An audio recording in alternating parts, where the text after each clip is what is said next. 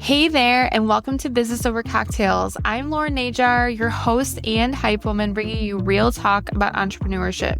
This is the podcast where we dive into the bold whys, the messy middles, and the game-changing aha moments that lead to success. You'll hear unfiltered stories from entrepreneurs, plus bite-sized solo episodes inside the Business Chaser series, where we cut through the noise and get straight to what actually drives sales, visibility, and growth. So whether you're here to get fired up or finally feel seen in your business journey, pull up a seat, pour your favorite drink, and let's have a real conversation. Hi, everyone. Welcome back to another episode of Business Over Cocktails. Today, I have someone who is way cooler than the white guy behind a desk crunching your numbers. I have Jessica Wilson here with us, who is the owner and founder of Design Ledgers, and someone who would be honored to partner with you in your business to help you understand your numbers and your books better. She's also a wife and a dog mom. I'm so excited to know more about Jessica.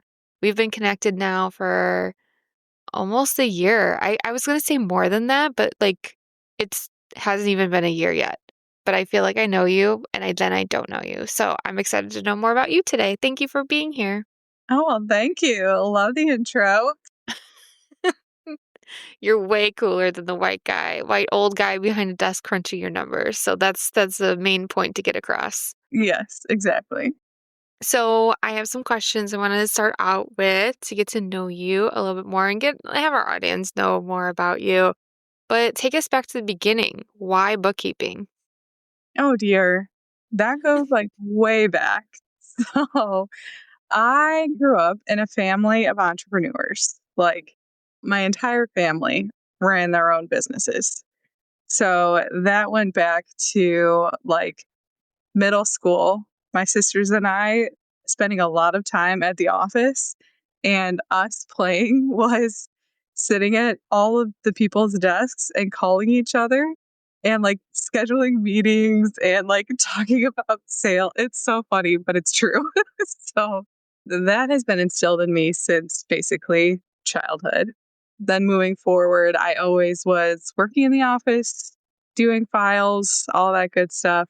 And I just understood how important the numbers and the back end of a business is to run something that's actually successful.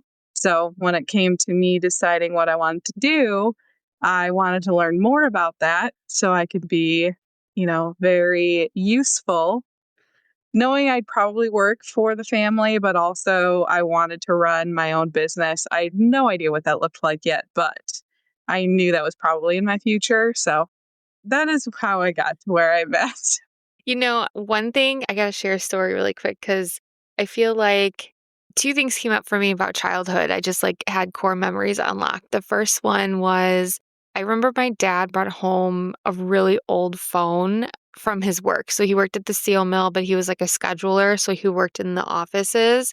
And I think either they were cleaning out offices or something. And they brought home, or he brought home a phone that was your legit office phone. But my sister and I put it in our bedroom. And I remember speakerphone was so cool and pretending we had an office as well. We were calling. So that came up for me.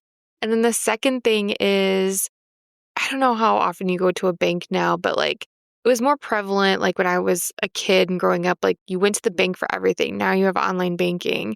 But the canisters in the drive-through? Yes. Mm-hmm. Okay. So I remember going into the bank with my mom all of the time, and I wanted to do drive-through with the canisters.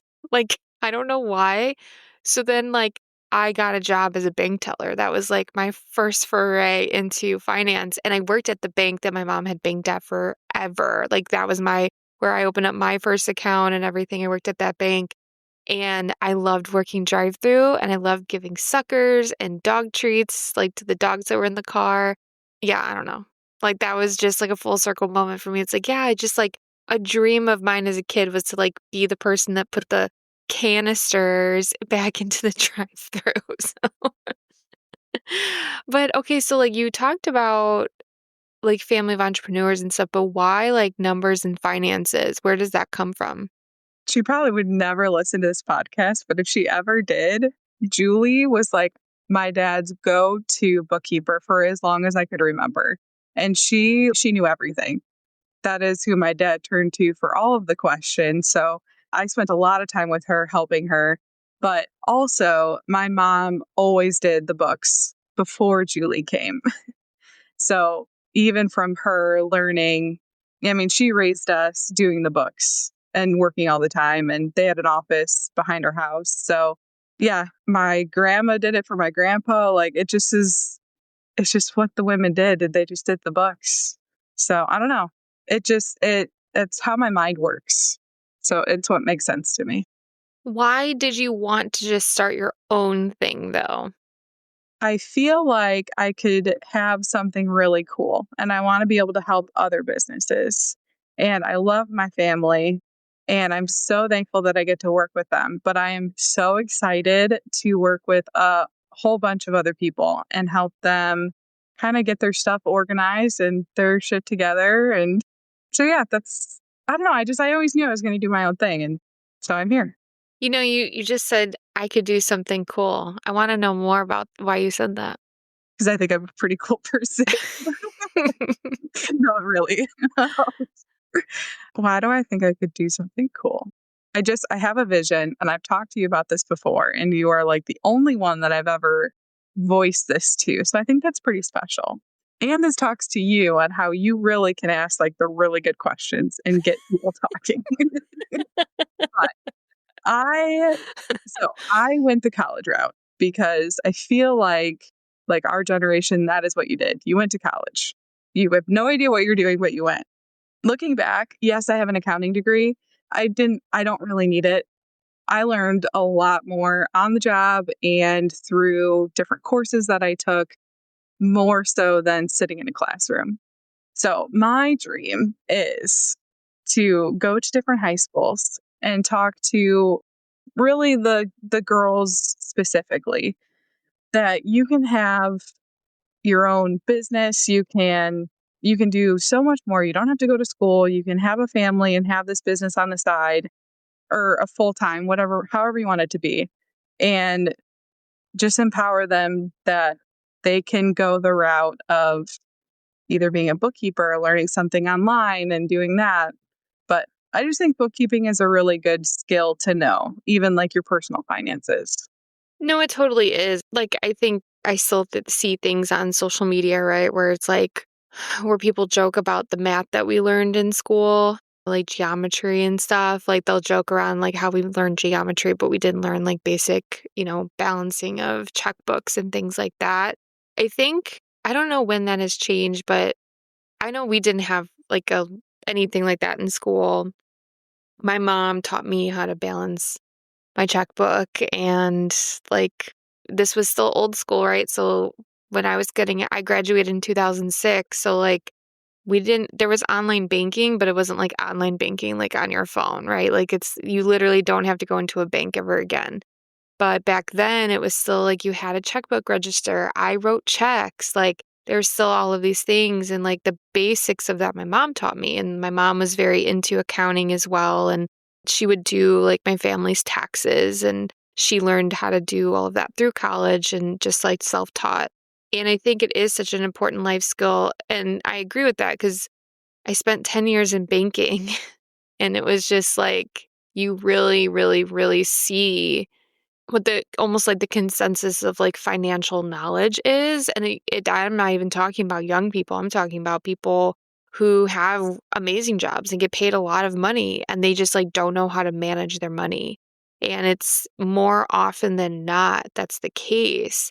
And I think then when you throw a business into it, then that's like, again, just like working at a bank, seeing so many small businesses like struggle with just like keeping money in their account and like paychecks can't be paid out because they don't have money and then they're overdrafting. Like it's just such an important thing to not only find your time to like teach yourself, but then like the opposite is true of like if you don't know how to do it, like you need to hire the support for it. Definitely. Especially when you get into business and other people are relying on you to have that money and The worst is if you have to run payroll and a check bounces because you don't have the money to cover it. Like, Mhm. you don't wanna do that to your people either. Yeah. Yeah, that's hard. Do you find that people like, you don't have to name specific clients. I'm sure you've had so many conversations with business owners and entrepreneurs, but why do you think money feels intimidating? I don't know. Sometimes I feel like you feel like you never can have enough. Like, somebody could have, like, an Mhm. awesome year of sales, and the next year they only wanna grow, grow, grow, and sometimes it's like, "But what if you just did the same as you did last year?" Like, it worked for you. So, I feel to me, money can be intimidating just because everybody just wants more all the time, and it just doesn't feel like enough. It's definitely like a private thing, right? And it's like people are scared to share their books and there's like shame behind whatever's happening. And so how do you like help people through that? It's a process. It's definitely, like, building that relationship with them so that they feel comfortable showing you everything because I'm gonna see everything, and I'm gonna ask you questions on, "Okay, well, what was this charge?" Not because I there's not a better term. It's not that I don't care. I care about what you're spending your money on, but I don't care if you went to Starbucks 5 days in a row. But did you meet with a client every time? Because then it's a business expense. But if that's your morning coffee, we can't put it under your business.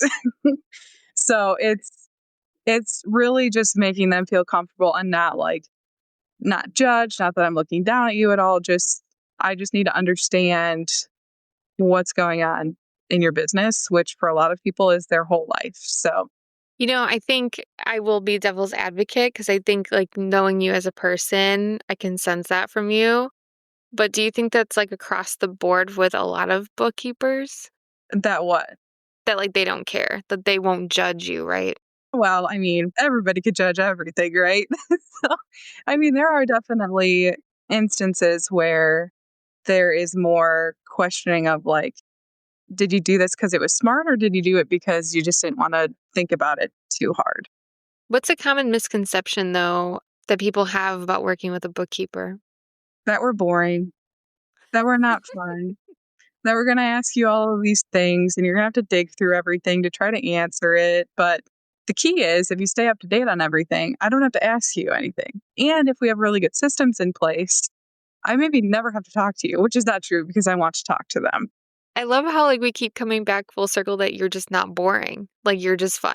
You're cool, you're fun. What so I really want to ask the question of like what makes you fun? Oh, I don't know. I will say I grew up in a very sarcastic household.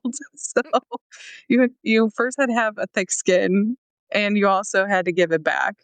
But I don't know, if you can be and my sisters together, it's just we're laughing the whole time. You can't really understand unless you know our language. So I don't know. I don't know what makes anybody fun. Just don't I take don't know. anything too seriously. It's all fine. It might be on Yeah. fire, but it's okay. It's fine. It's like those memes where you're walking away from like the burning hospital. And it's like everything's fine. Everything's fine. And like everything's burning around you. 100%. What are the signs someone really needs, like where they really need help with their books? What are some of the telltale signs? A good sign is I really feel like if you have a certain amount of annual sales, so let's just say like over 250,000 in annual sales, you're big enough, you need somebody to do it so you don't have to think about it anymore. If you are below that, you can kind of bootstrap it, you can figure it out. But if you are a person that in your personal life, you put everything on a credit card, you have a lot of interest payments on the credit card because you can't get it paid off, more common than not, your business is going to kind of be operating the same way. And maybe you're just not amazing at managing money, which is fine because you're probably really good at something else. And that's when I would say you probably need somebody to look at it with you and say, this is where we can work on stuff. Maybe you need to get a business loan and just kind of help them through that. So I would say if somebody's just really, really bad at managing their own money, it means that they're not going to be amazing at their business money either. Mm, That kind of sounds harsh though, and I don't like saying it, but it is true. Yeah, and I mean, so I will agree with that because, like, there's something that I've always said, and when we think of on the business side of things, when we think of hiring people, right, and outsourcing, a lot of times, and I've even went through this too, like everyone, like the first hire you want to hire is a VA, virtual assistant, because your business has now grown into I need to post on all of these platforms and do all of these things. And I've had a bookkeeper pretty much my whole entire business. I've had a bookkeeper since 2021, so I was about 2.5 years into business. And I want to say that year, I think I made 45,000 annually that year. And that was, I think, my highest year up until that point. Because I think the year before was like 20,000 or something like that. And I say that a lot because if you're, and like for me at that point, I would say my transactions, I probably had 10 transactions a month. And so I was paying like $150 a month for like just basic bookkeeping. And the reason why I suggest that is because it is so important to know. And I found myself not like I was starting to make actual money. Like I wasn't making, I think like 20,000 a year is like definitely where I could have done it. I did myself and my husband like did our taxes still. But then I feel like once you start going up to like even like the $50,000 range, like I was, I actually personally think that that's when you need to have a bookkeeper or just someone to help you categorize things. Like you might not need a strategist. You might be able to manage your money fine, but it's so nice to have someone categorize your expenses and just like and also you're going to get into the I'm not an accountant, I can't give advice on this, but like you're going to get into that season then you have to start paying quarterly taxes. And so, like, when you have all of those transactions, it's just a lot easier to have it all organized. And if you're not going to do it yourself, you need to hire someone because that is so important versus having someone post to your Instagram every day. Like, Right. your bookkeeping, your finances are way more important. And so, like, I always say, like, one of the first hires really shouldn't be a VA or a social media manager. It really should be a bookkeeper, especially if you have 20 transactions a month, 25, 30 transactions a month, and if you're just kind of letting them go by the wayside, like you have to have someone categorizing those for you. It's hard because when you hire a bookkeeper, it's not, I can't make you money. I don't grow your sales. I help you understand where your sales are coming from. I can help you figure out if it's time to maybe raise your prices because your expenses are higher now. So that's why, and it's not as like fun or flashy as getting like a brand strategist or somebody to do your social media. It's definitely the back end work. But if you set a really good foundation from the start and then you can grow on that, and you're growing your relationship with your bookkeeper, which I think is so important, along with having a really good accountant. Because bookkeeping, I can take you so far. I can get you really ready for taxes, but I'm not the tax expert. And I will be the first to say that. And so having that relationship with your bookkeeper, with your accountant early on is so big. Do you feel like that is a misconception then, where if you hire a bookkeeper, they are going to help you make money? I don't know. Like you're going to hire a bookkeeper and just make all this more money. That they're going to help you make money? I don't think it's a bad misconception. So, yeah, I think having a bookkeeper really just shows you more clarity into your business. That you might hmm know that, from HoneyBook, you had $1,000 deposited into your bank. Okay, well, that's actually not all of your sales because HoneyBook takes a percentage off for their fees. So, what were your actual sales? So, in a way, I can show you that. Like, yeah, I'm making you more money, but not really. Yeah, and I think that's also a misconception too that like bookkeeping and accountants are different. Like it's sounds weird to say that, but I do feel like people don't understand that cuz like bookkeeping also like you exactly how you mentioned it can take you so far, but then there's also additional strategies and tax strategies you can get from an accountant as well. So that's super important. Do you feel like what's like the mindset shift when people are like maybe spending money, avoiding looking at their books versus like owning it? What is that mindset shift that needs to happen? Being vulnerable, having somebody come in and actually look at your stuff because it takes the beginning part of opening it all up and showing somebody what money decisions that you're making, which sometimes it's hard to have somebody else look at that.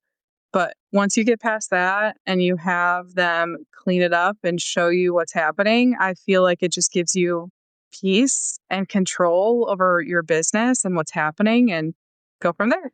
So, what kind of clients do you love working with the most? All of them. No, I really like working with people that love what they do and love their business Mm. because that reflects in conversations with them and it gets exciting to send them reports like, hey, all the work that you put in this month really paid off because you had X amount in sales. And hustlers, people that want to keep going and want to push it and want to open three other businesses. And yeah, those kind of people. Do you have a specific industry that you love working in? I feel like I'm still learning.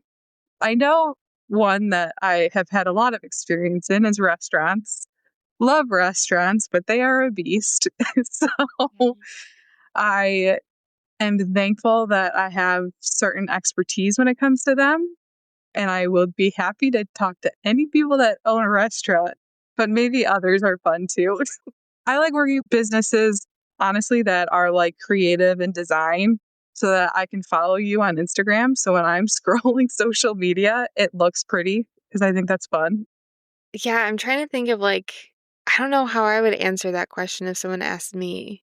I think I like industries where I like industries that I like to learn more about. So like right out of the gate, I think health and wellness, that's so much fun because I get to learn so many things.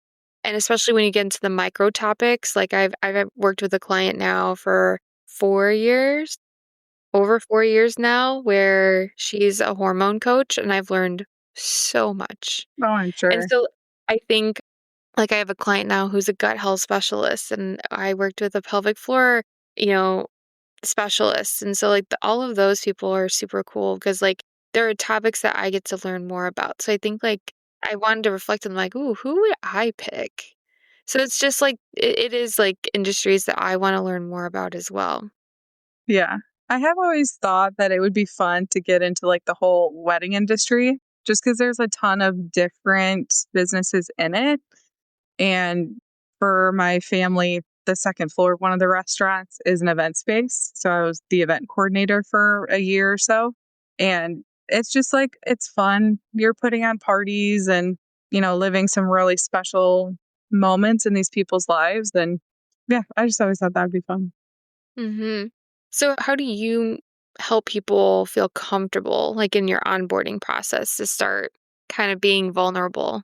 Well, I don't make it seem so serious. It's numbers in the back end can be very stressful and very serious, but I try to be just comfortable in myself and not like rigid. Just, I don't know, just like a conversation with a friend. Just Yeah. start it off there. Yeah, I think that that's the biggest thing, but I think that's a you thing. Like, you make people feel comfortable. I like to think so. I hope so. That's Yeah, my goal. yeah. Is there, like, a client transformation that you are most proud of? Oh, I'm working on one now. So I don't feel like I can answer quite yet, but by like in a couple months, it's gonna be really cool. I'm excited for them. So, you can't give any hints? I don't know. I didn't like Like, is talk it just, like, you're cleaning up their books, or is it, like, you're gonna actually like, they're actually gonna make more sales? I did a full cleanup of their books. It was one where they have just a lot going on, so trying to put that into QuickBooks can be amazing and it can do a lot, but it cannot do everything. But knowing that and knowing what to use it for and what to use like your POS system for is important. So working with them on getting that all cleaned up, getting 2024 done so they don't have to think about it anymore. and then breaking out their sales for the different like income streams that they have so that we really can dive into, all right, this part of your business is doing really well. Can we up it? Like, is there more growth there? Or this part of your business really isn't. Should we maybe think about cutting it out so you have time to do the other? So Oh, we that's are really in like cool. beginning stages of that, and I'm very excited for it. Yay, that's cool. That's exciting. By the time this episode airs, you will probably see that transformation if it's coming in the next few months. Probably, hopefully. So how has building this business changed you? I have learned that I need to be confident in myself and my abilities and comfortable being uncomfortable and putting myself out there. Nobody is going to care more about your business than yourself. You might have a very supportive spouse that is there to be a super awesome cheerleader, but they truly don't fully know what's happening. So I think just taking ownership of that and being more confident that I know what I'm doing. I know what I'm talking about. I know how to do this, and just being comfortable expressing that. Yeah, that's ugh, I feel that. Like you have to have that internal validation. Yeah, you do. Yeah, it's what do you think you've learned about yourself as an entrepreneur? Oh, that I'm capable and I can do it. I have the potential to grow something really cool and maybe have other people that I'm working with, maybe more like internships to teach other women, girls how to do this and how to run their own business and Yeah. getting into that. Nice. So I want to know, like, you mentioned QuickBooks, but what are the other softwares that we should be learning about? Oh, let me see. Besides ChatGPT. um, Honestly, there are so many if we're talking specifically like accounting systems, there's so many out there, and there might be one that really resonates with you, that you go in, it makes sense to you. I have just found that I like QuickBooks. It's what I have grown up with, it's what I know, and I am just choosing to really lean into that and learn the most I can and use it the best that I can. Another big one is if you're a freelancer, tracking your time and tracking it to each client if you work with specific clients, because down the road, that could be a really key piece of information on looking at your pricing structure. Like, are you getting enough from this client? If you're, having this much time on them, is it kind of equaling out? For that, I currently use Toggle. I have been liking it. I started on Clockify. I love Clockify. It was free, so it's amazing, but I upgraded to Toggle. We'll see. We'll see next year what I'm using. Wait, so I actually have a question though. Do you use ChatGPT for your bookkeeping business? Oh, yeah. So, like in a bookkeeping way, how do you use it then? So, a lot of the times there's specific ways to do bookkeeping. There are certain things that have to go in certain places. But you can have a little wiggle room on, like, setting up your chart of accounts. So, like, what buckets you're putting your money into, and I've used it to help me build out a chart of accounts specific to a certain industry or a certain business. I use it if a client has asked me a question and, like, I know that I know it, I think that I know it, I just want confirmation or, like, a way to word it better. I will dump that into ChatGPT and see what it says back. What else have I used it for? I feel like that is the main thing, but yeah, I'll ask it a lot. A lot of times, if I'm building out workbooks, I make it make my equations for me, so I don't have to think through them. That's the It's just always so interesting because, like, we know AI can do a lot. And I think I find myself, I don't know if it's the word struggle, but it's like, someone tells me, like, why don't you just use ChatGPT for that? I'm like, oh my goodness. Yeah. Like, I think it's just the way our brains work, like, because it is so new that I forget that it can do this for me.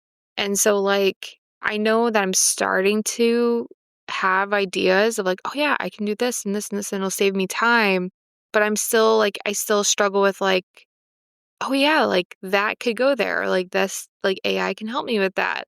And I think and I wanted that's why I wanted to ask you is, like, there's a lot of like I use Novo. So Novo, Bank Novo, it's just an online bank account. That's where my bank accounts are. And they're starting to have their own AI bookkeeping feature.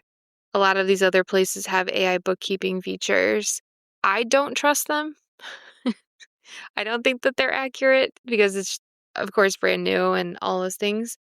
And so I think like I guess I do have a question then for you and like using AI for bookkeeping and using all of these like AI features that are built into a lot of these platforms. Like, what advice would you have with that? I obviously use AI a lot, so I can see the benefit of it. And for sure, even QuickBooks before AI, they had rules that you can set up and you can have them like automatically add transactions from your bank and then categorize it a specific way. But there are times where a fluke thing happens where it's wrong or it's categorizing it one way. So let's say like Amazon and you set up AI to tell it like I always buy office things from Amazon. Well, you can buy everything from Amazon. So you might have some that you're buying, 5 different categories worth of stuff. AI doesn't know that. So it can be really cool to get like the grunt work of it done. But in the end, you still have to have a person reviewing it with an actual brain that can ask those questions. Or, yeah, I use it for the grunt, but then double check, triple check. Yeah, and it's really cool, and I'm happy that and the same thing with like not just bookkeeping, but just a lot of other AI things because obviously it's brand new and it's not perfect, and people are starting to integrate more into like platforms and stuff. HoneyBook has AI, Flowdesk is gonna have AI, ClickUp has AI. Those are all the platforms that I use. But like it's still so new that while it can be efficient, it's still important to check. Oh, yeah. Yeah. I mean, you can ask ChatGPT to give you a caption for a post, but in the end, if you're not looking it over, it might not sound like you at all. So Yeah. you have to think the same way when it comes to your bookkeeping. Like, yeah, it could be great. It could be doing 85% of the work for you, but you have to go through and finish the rest. What's one tip you want every entrepreneur to implement right now? It goes down to very basic. Okay. If you don't have a separate bank account for your personal versus business, you have to do that right now. It is so important. It is. It truly is. Like I hate okay, so like I have a checking account for my personal and then separate for business, right? And then I have like credit cards, personal, and then I have a business credit cards. And I hate when I make a mistake. And, like, it doesn't happen that often, but, like, maybe I'm grabbing a card and I grab the wrong card and I make a transaction on my usually it's I'm grabbing my business card and I paid something with my business card and it was a personal expense because those cards are, like, almost like a same color.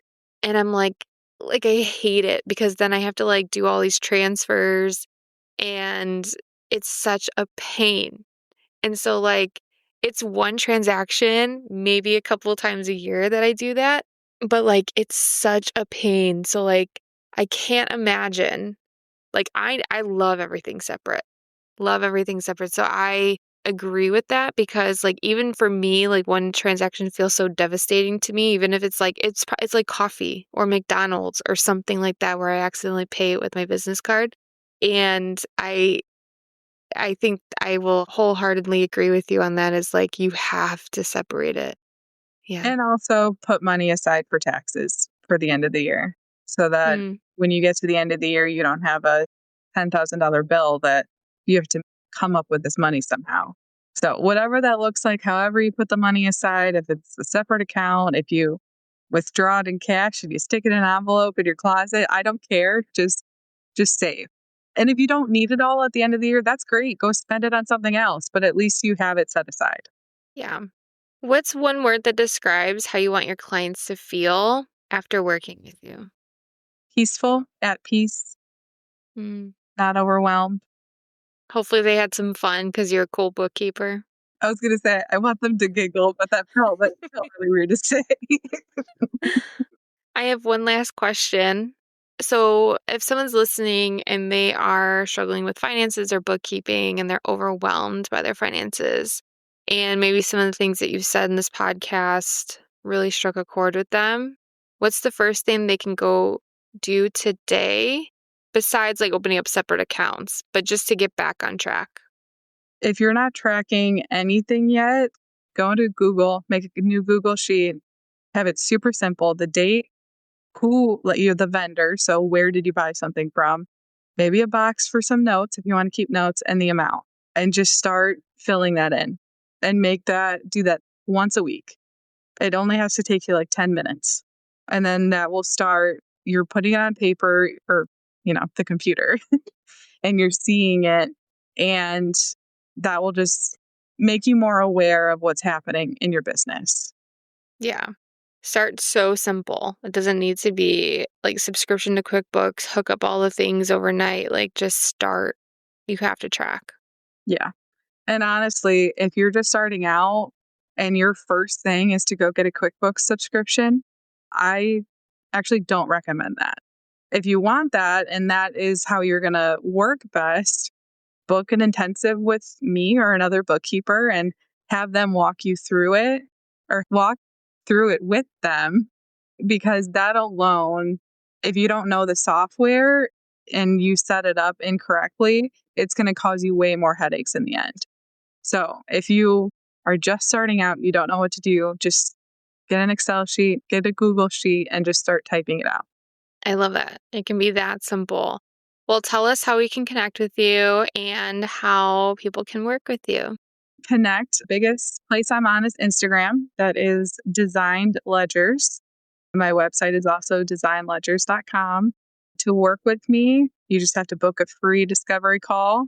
It's like 15-30 minutes. We'll talk about life, your business, what questions you have, and we'll go from there. I love it. Thank you so much for being on the podcast. We got to know each other a little bit more. And so Jessica's going to be back later this week for an episode of The Business Chaser and chatting more things about bookkeeping. So it's going to be super helpful.